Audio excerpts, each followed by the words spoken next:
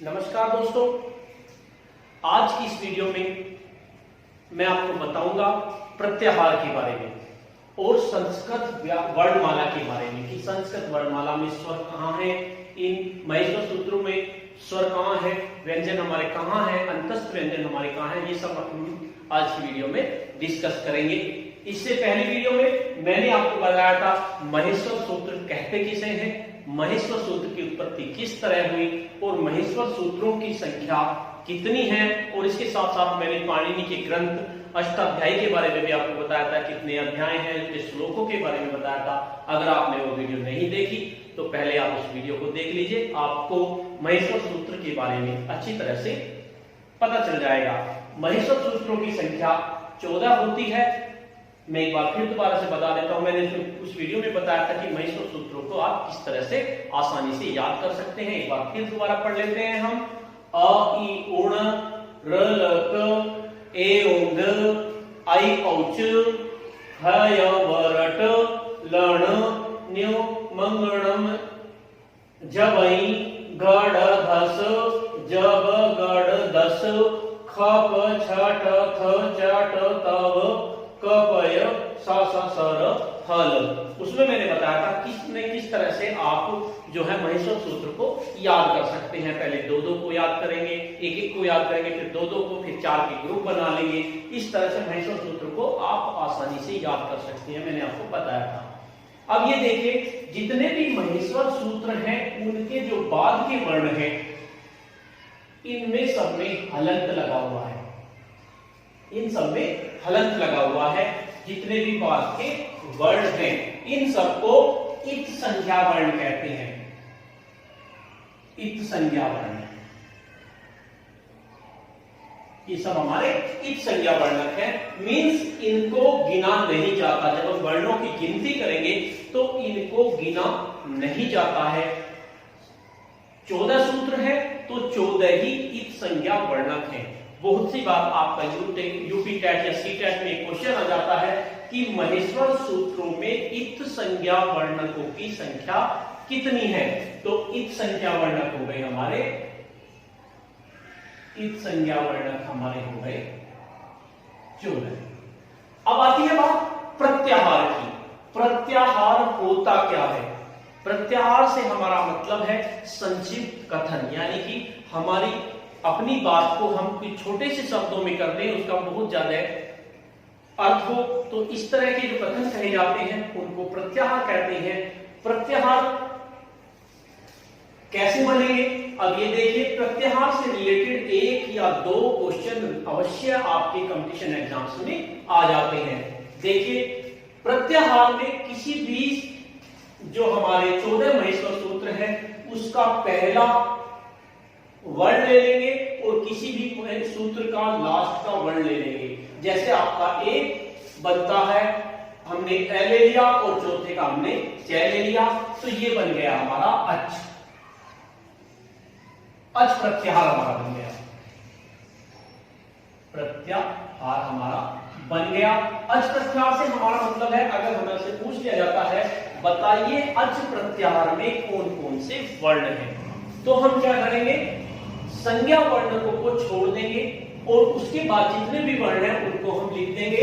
जैसे आ हो गया, उसके बाद ई हो गया, ऊ हो गया और रि हो गया, लर हो गया। उसके बाद इसको हम छोड़ देंगे क्योंकि क जो है निर्यम का संज्ञा वर्णक है।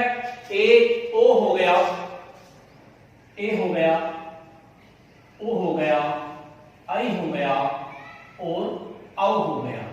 इसके बाद आप इसमें च को भी छोड़ देंगे। यानी प्रत्याहार लिखने में हमने सीधा सीधा बता दिया कि अच प्रत्याहार, तो हमें क्या, हमें अच प्रत्याहार का नाम आते ही हमें पता चल जाना चाहिए कि अच प्रत्याहार में कौन कौन से वर्ण है।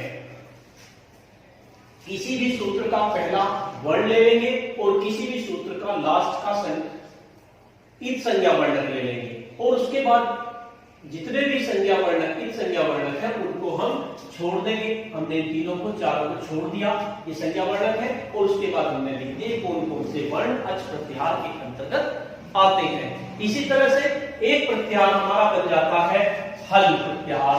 हमने ये वाला लिया पांचवा सूत्र और लास्ट का ले लिया, तो ये बन गया हमारा हल प्रत्याहार।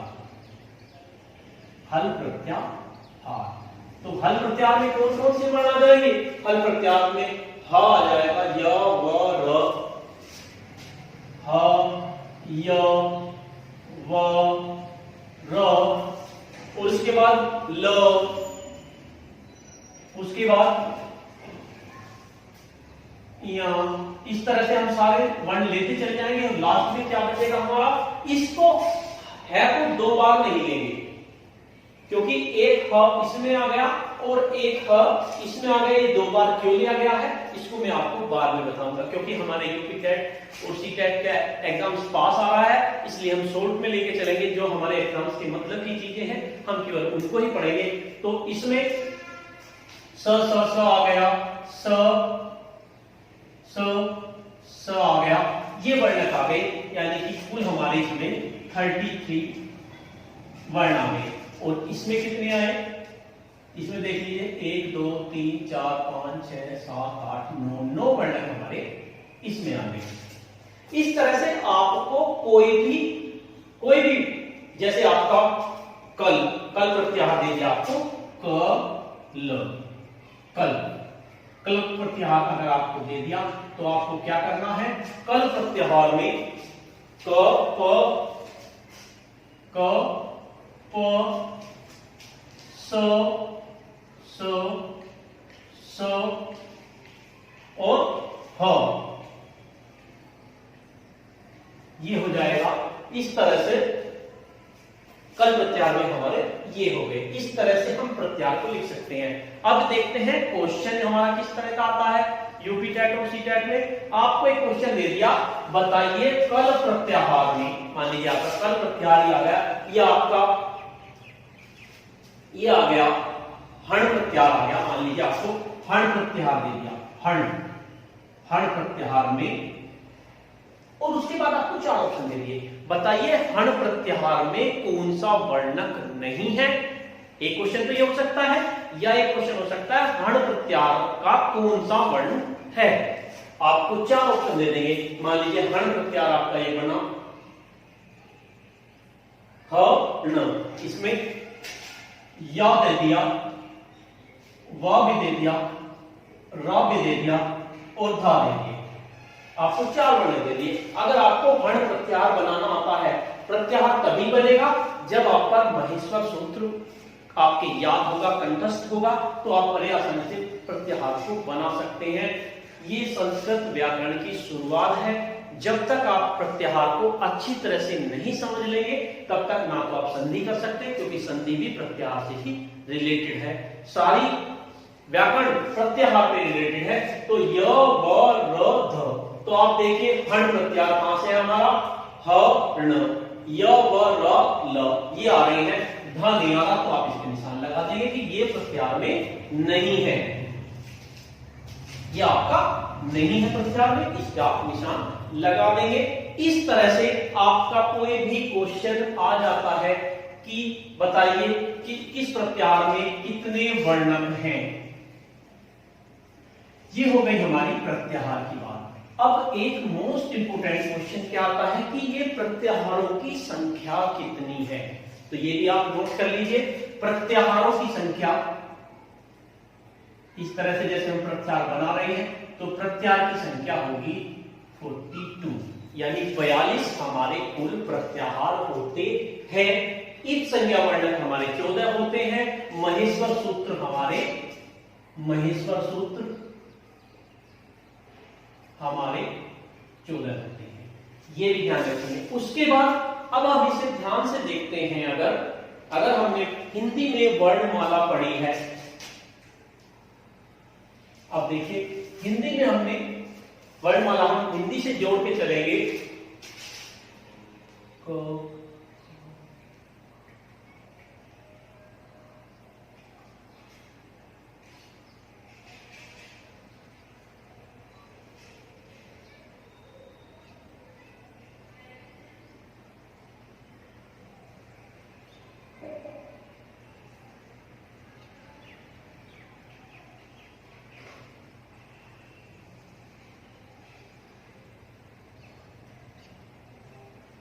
हिंदी में जब हम वर्णमाला पढ़ते हैं तो आपके 5 वर्ग होते हैं जिनको कचटपद भी कहते हैं, क च ट त प। कचटपद से आप याद कर सकते हैं, आपने याद भी कर रखे होंगे।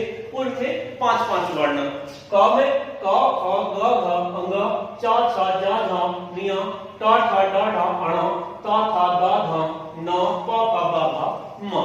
अब हम इसको इससे जोड़ के चलते हैं।